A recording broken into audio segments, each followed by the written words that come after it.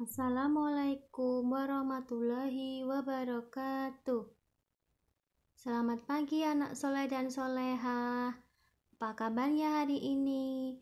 Semoga kalian semua dalam keadaan sehat walafiat. Pada pertemuan pagi hari ini kita akan belajar tema 2, subtema 2, pembelajaran 1, 2, dan 3.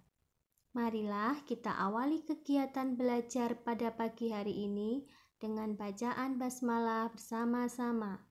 Bismillahirrohmanirrohim. Kalian bisa persiapkan buku pena kalian ya. Kalian bisa buka halaman 127. Menjelaskan isi dongeng. Kita kemarin sudah belajar tentang dongeng. Ayo, siapa yang masih ingat? Apa itu dongeng? Dongeng adalah cerita khayalan. Jadi, cerita yang dibuat-buat, tidak cerita sebenarnya. Di dalam dongeng nanti terdapat amanat atau pesan yang ingin disampaikan. Nah, di sini kita akan belajar menjelaskan isi dongeng. Jadi menjelaskan isi pesan dongeng tersebut. Kita dapat membaca isi dongeng dengan membaca secara cermat seluruh teks dongeng tersebut. Jadi ketika ada cerita dongeng, kalian harus membaca dari awal sampai akhir agar kalian mengetahui isinya. Jika kalian sudah memahami isinya, kalian dapat membuat pertanyaan dengan menggunakan kata tanya. Apa, di mana, kapan, siapa, mengapa, dan bagaimana. Tapi perlu diingat, dalam membuat pertanyaan itu disesuaikan dengan bacaan dongengnya. Kalau di dalam bacaan dongeng itu tidak ada kalimat yang menjelaskan tentang alasan suatu kejadian, maka kalian tidak bisa menggunakan kata mengapa. Jadi disesuaikan. Informasi dalam dongeng ditulis dalam bentuk peta pikiran. Peta pikiran membuat orang yang membacanya akan lebih mudah memahami dan mengingat isi dongeng. Informasi dalam peta pikiran ditulis dengan bahasa yang singkat dan mudah dipahami. Jadi kalian bisa buat peta pikiran. Seperti apa peta pikiran itu? Kalian perhatikan di sini. Nah, ini contoh peta pikiran. Di dalam peta pikiran nanti yang di tengah, yang kolom tengah itu judul dongengnya. Misalnya, kalian buka halaman 127 tadi. Di situ ada judul Kisah Kucing Kecil. Berarti kalian bisa beri judul di sini diganti dengan tulisan Kisah Kucing Kecil. Kemudian kok di sini ada panah ya ada kata siapa.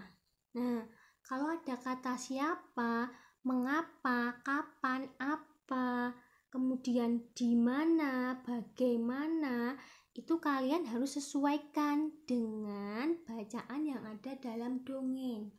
Kalian bisa buka halaman 128. Jadi nanti tugas kalian baca dulu dongeng halaman 127 Kisah Kucing Kecil. Setelah itu, kalian perhatikan peta konsepnya. Yang atas ini ternyata diisi dengan kata tanya siapa. Siapa tokoh dalam dongeng tersebut? Mau tanya kalau siapanya tak letakkan di sebelah kanan boleh, atau di bawah boleh atau di kiri boleh, silahkan, bebas. Yang terpenting nanti judulnya tulis di tengah. Kemudian ada kata apa? Kata tanya apa diletakkan di sebelah kanan. Apa yang dikatakan kucing tua? Kemudian di sebelah kiri, mengapa kucing kecil bersedih? Kemudian di bawah itu tidak kata kapan, tidak kata tanya kapan, tetapi diisi dengan apa yang dilakukan kucing kecil kepada tuanya. Kalau gitu berarti kata tanya apanya 2 kali, Iya, boleh 2 kali, boleh lebih, asalkan sesuai dengan isi dongeng tersebut. Misalnya di dalam dongeng kisah kucing kecil itu kalau dibuat kata tanya dengan menggunakan kata kapan itu tidak bisa, maka tidak usah kita tulis. Sudah jelas ya? Jadi nanti kalian tugasnya apa? Tugas kalian baca kisah kucing kecil. Kalian pahami ceritanya. Kita lanjutkan. Dongeng tentang hewan atau disebut dengan fabel. Fabel adalah dongeng yang tokohnya adalah hewan. Fabel juga berisi pesan atau amanat. Jadi diingat ya, semua dongeng itu mengandung pesan atau amanat. Amanat yang sudah kamu temukan dapat kamu ceritakan kepada orang lain. Saat menceritakan amanat fabel, sebaiknya kamu menceritakan isi fabel secara runtut. Gunakan bahasa yang mudah dipahami agar orang lain mengerti isi ceritamu.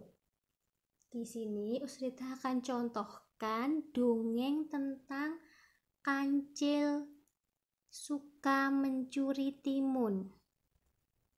Nah, di dalam cerita kancil suka mencuri timun itu ada pesan atau amanatnya. Pesan atau amanatnya apa?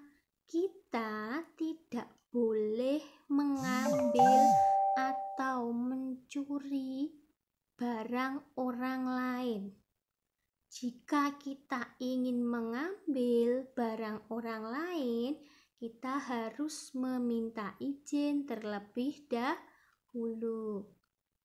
Kalau kalian belum pernah mendengar cerita Kancil mencuri timun, kalian bisa berkunjung ke perpustakaan ya. Kalian bisa pinjam buku ceritanya di sana. Kita lanjutkan. Sifat pertukaran, diingat-ingat. Kemarin sifat komutatif itu artinya pertukaran. Minggu kemarin kita belajar pertukaran terhadap penjumlahan. Pada pagi hari ini kita akan belajar penjumlahan terhadap perkalian. Dirumuskan dengan rumus A kali B sama dengan B kali A. Jadi tempatnya yang ditukar. Depan dipindah belakang. Belakang dipindah depan.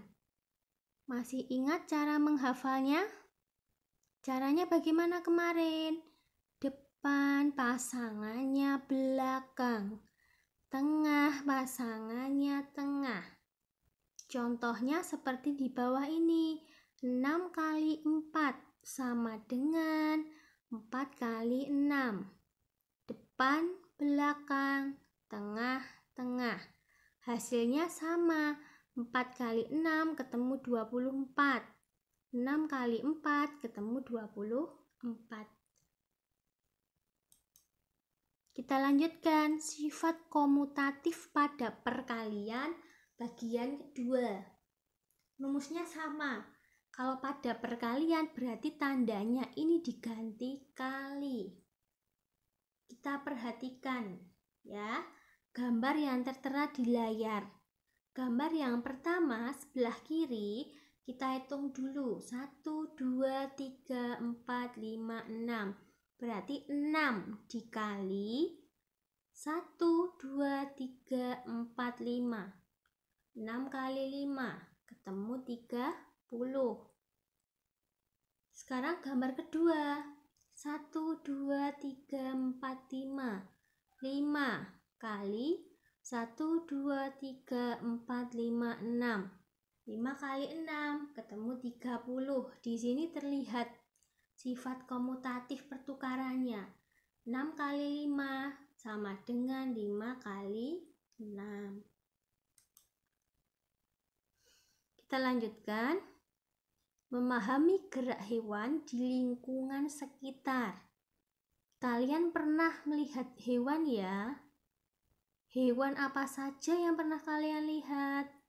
Coba kalian bayangkan dulu hewan apa yang pernah kalian lihat. Sudah ingat? Banyak ya hewan yang kita lihat.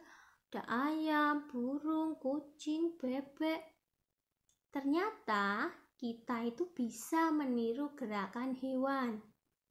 Misalnya gerak berjalannya, bagaimana caranya melompat, caranya terbang, caranya berlari. Nah, ada beberapa hewan yang bisa ditiru gerakannya. Antara lain gajah. Kalian bisa buka buku pena kalian halaman 130. Di situ ada seorang anak yang meniru gerakan gajah berjalan. Jadi dia membungkukkan badannya dan meletakkan kedua tangan di atas tanah. Kemudian mulai berjalan pelan-pelan. Kalian bisa mempraktekannya di rumah ya. Kemudian ada gerak kupu-kupu. Kalian lihat halaman 131. Dengan cara apa? Melambai-lambaikan kedua tangannya seperti terbang. Kemudian ada gerakan kuda di halaman 132. Sudah ketemu halaman 132? Di situ ada gerakan kuda. Kalian bisa mencontohnya, mempraktekannya ya. Kemudian ada gerakan bebek. Ada gerakan katak. Dan yang terakhir ada gerak kelinci. Nah, nanti dari gerakan-gerakan hewan ini kalian bisa mempraktekannya sendiri di rumah bersama kakak, adik, atau orang tua kalian. Kita lanjut. Keberagaman sifat anggota keluarga di rumah. Kemarin kita sudah mempelajari keberagaman di sekolah, di lingkungan rumah. Sekarang kita akan mempelajari keberagaman sifatnya. Sifat-sifat anggota keluarga di rumah. Sekarang Srita mau tanya, siapa saja penghuni rumah kalian? Mungkin ada yang di rumah itu ada ayah, bunda, kakak, atau adik, atau mungkin nenek, kakek, atau mungkin pamannya tinggal satu rumah. Nah, kalian harus tahu bagaimana sifat-sifat dari masing-masing anggota keluarga kalian. Di sini Usrita beri contoh keberagaman sifat anggota keluarga Dedi.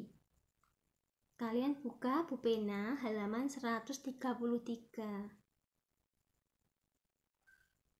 Dedi dan adiknya memiliki sifat yang sama, yaitu periang dan lucu. Terlihat di dalam gambar ya.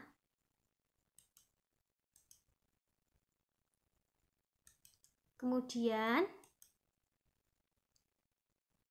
yang kedua apa? Di gambar itu Ibu Dedi memiliki sifat lembut, penyayang, dan sabar. Terlihat di gambar itu dengan memeluk anaknya, memeluk Dedi. Dan yang ketiga, Ayah Dedi memiliki sifat tegas tetapi penyayang. Sudah jelas ya? Sampai di sini pertemuan pagi hari ini. Kurang lebihnya Usrita mohon maaf. Jangan lupa untuk sholat 5 waktu. bantu ayah bunda di rumah, dan tetap semangat menghafal murotanya. Cerita akhiri. Wassalamualaikum warahmatullahi wabarakatuh.